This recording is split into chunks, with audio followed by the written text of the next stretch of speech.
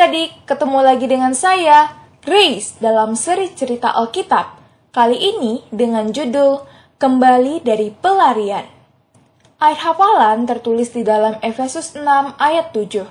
Dengan rela menjalankan pelayanannya seperti orang-orang yang melayani Tuhan dan bukan manusia. Pekabaran, aku bisa melayani Yesus di rumah. Bagaimanakah jika seseorang tinggal di rumahmu dan tiap hari menyiapkan tempat tidur untukmu setiap hari dan membersihkan kamarmu? Kalau kau mempunyai pembantu, itu mungkin bisa terjadi. Bertahun-tahun yang lalu, seorang anak muda menjadi pembantu seperti itu, tetapi kemudian ia menjadi bosan dan melarikan diri. Lalu ia bertemu dengan Paulus. Mungkin kejadiannya seperti ini. Paulus mengangkat kepalanya ketika seorang pemuda tinggi datang dan berdiri di sampingnya. Anak muda itu mengenakan pakaian untuk suatu perjalanan dan membawa tas punggung di bahunya. Paulus tersenyum, kemudian dia melihat surat yang baru saja dia tulis, dan dia menandatanganinya, lalu menggulungnya dan menyerahkannya kepada anak muda itu. "Ini Onesimus," katanya. "Ini surat yang aku janjikan kepadamu. Ini ditujukan kepada tuanmu Filemon. Berikan itu padanya begitu engkau sampai di rumah." Paulus berdiri dan menaruh tangannya di bahu anak muda itu. "Aku mengatakan kepadanya bahwa kau sudah seperti anakku sendiri. Aku mengetahui bahwa dulu kau tidak sebaik sekarang ini terhadapku selama beberapa bulan terakhir ini. Tetapi sekarang, engkau telah menerima dan mengasihi Yesus. Aku tahu bahwa engkau akan melayani Filemon sama seperti engkau telah melayani aku." Anak muda itu tersenyum malu.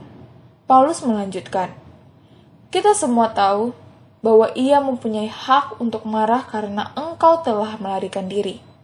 Tetapi aku telah mengatakan kepadanya bahwa engkau telah banyak membantu sama seperti yang akan dilakukannya jika ia di sini. Aku berharap ia memikirkannya. Aku juga mengatakan kepadanya bahwa meskipun engkau masih menjadi budaknya, engkau juga menjadi saudara dalam Kristus. Engkau telah menjadi seorang Kristen." Onesimus memeluk bahu Paulus, kemudian ia melepaskan Paulus dan memasukkan surat ke dalam tas yang dipikulnya. Ketika kepalanya tertunduk, ia menyeka air mata yang keluar. Ia berharap tidak seorang pun memperhatikannya. "Satu hal lagi," Paulus melanjutkan, sambil keduanya berjalan ke pintu. "Aku akan membayar berapapun utangmu kepada tuanmu Filemon. Sebenarnya ia berutang nyawa kepadaku, karena akulah yang menceritakan tentang Yesus kepadanya." Paulus tersenyum begitu berhenti di pintu. "Aku tidak tahu bagaimana berterima kasih," Onesimus menyahut. Ia menghentakkan tasnya di bahu, terdiam sejenak. "Pulanglah ke rumah dan layanilah Filemon sebagaimana engkau melayani aku. Itulah yang dilakukan orang Kristen, nak. Mereka melayani satu sama lain dimanapun mereka berada. Sekarang karena engkau telah menjadi Kristen juga, aku tahu bahwa kalian berdua akan lebih dekat lagi." Paulus memberikan jalan bagi Onesimus ketika akhirnya ia pergi. "Aku bisa menahanmu di sini, kalau saja aku bisa. Tetapi kau harus kembali ke rumahmu dan bersedia melayani Filemon terlebih dahulu. Mungkin suatu hari nanti ia akan membiarkan engkau kembali kepadaku." Paulus melambaikan tangannya sementara Onesimus mulai menuruni jalan. "Aku telah meminta Filemon untuk menyediakan sebuah ruangan untukku," ia berseru.